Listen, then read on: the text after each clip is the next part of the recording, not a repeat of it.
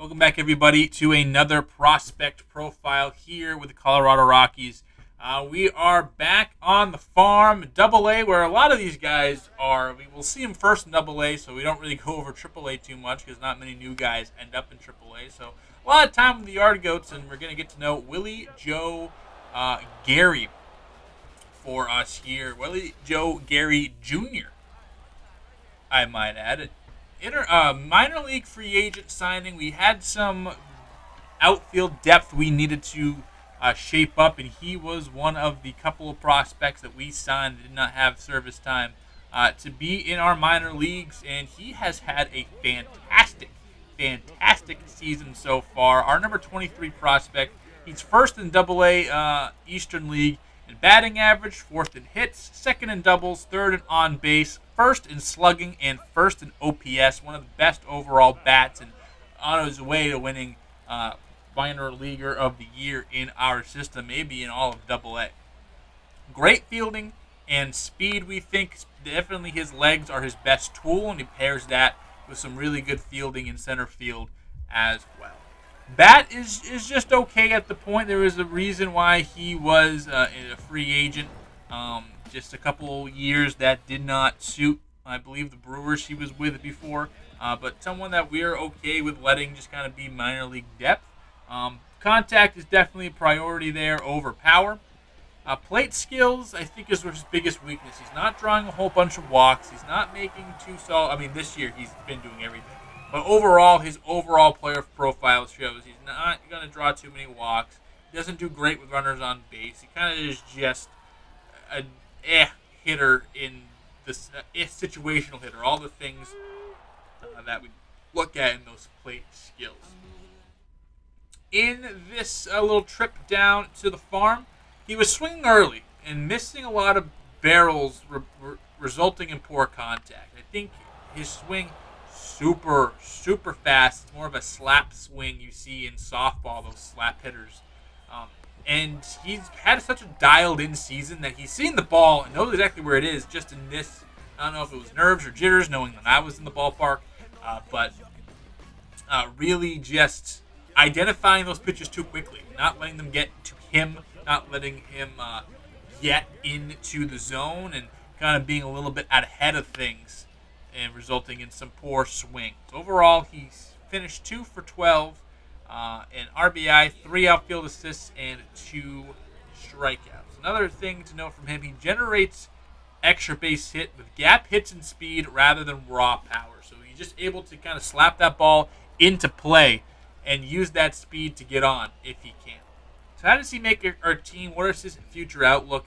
He's not the most flashy position player prospect we've had. Obviously, we haven't had a whole bunch of guys that naturally come through our system that were in the position player grouping. So he's really more of minor league depth, and with a season like this, it makes me feel like, okay, maybe he does have a shot, especially at this moment in time. Still, that third outfield, especially in right field, has not been secured. Zach Veen has gotten the most leash and the most run in it. He's had an okay season so far. Jordan Beck has done nothing. Benny Montgomery, we just have called up. So he's a guy that potentially could take this. Could take that spot as that 4th, 5th outfielder.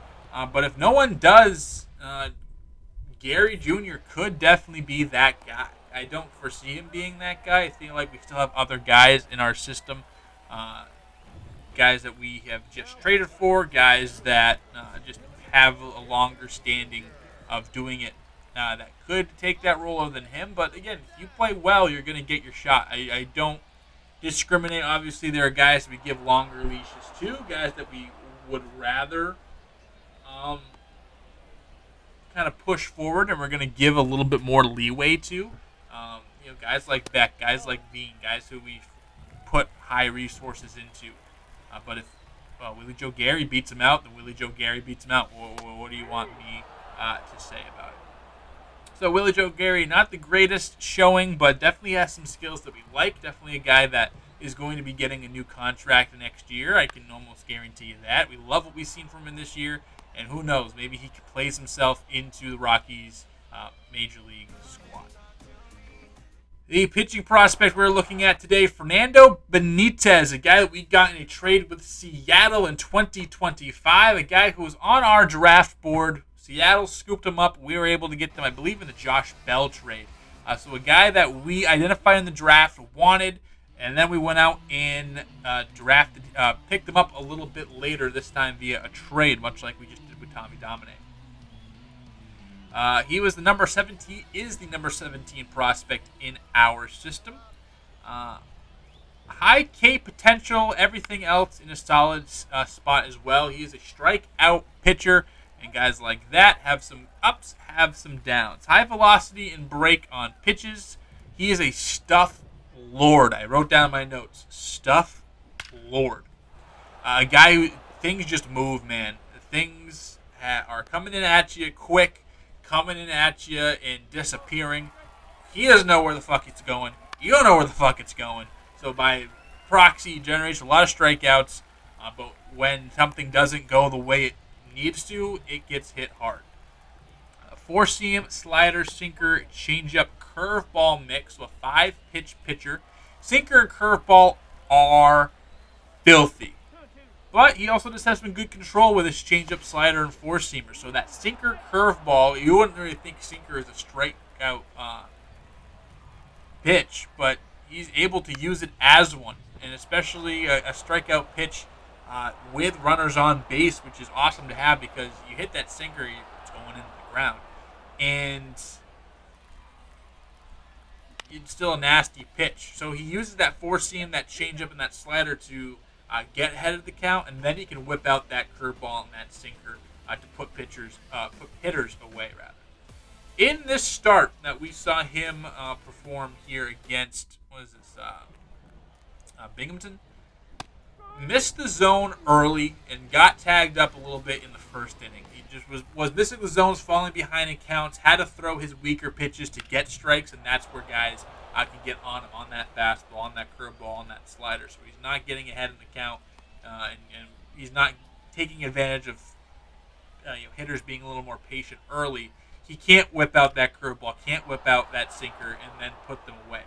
However, he did settle in after only giving up weak contact since then. A couple of hits, but all on pitches that weren't hit too hard. How does Benitez enter the ranks of the Colorado Rockies? Well, a guy that, again, for the most part, has a lot of talent ahead of him. He could be a guy that we maybe bring out a little bit earlier, which is weird because he doesn't have the high ceilings as everybody else. But if we're in a jam and we need pitching and we don't want to waste service time obligations on somebody else, he's a guy that could definitely go into the bullpen role and I think excel decently well. If he gets to the point where he's just dominating the minor leagues, why not bring him up into the bullpen? That's definitely the role I could see for him. And then obviously he can start if need be. So that's how he gets onto this team.